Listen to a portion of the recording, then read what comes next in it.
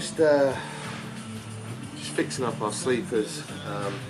These bolts are hidden, so I'm just fixing them on top of here and putting them back in place.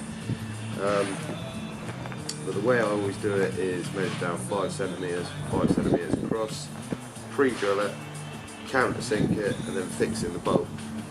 I personally find that's the best way to do it.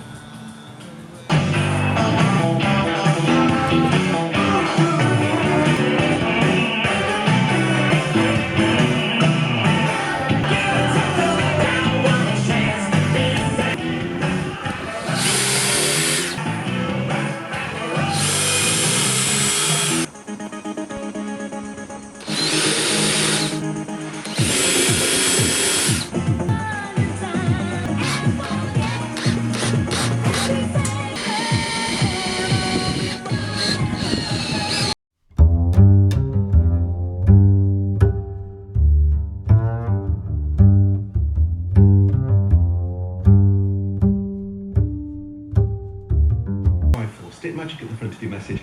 Don't forget to in the next 10 minutes.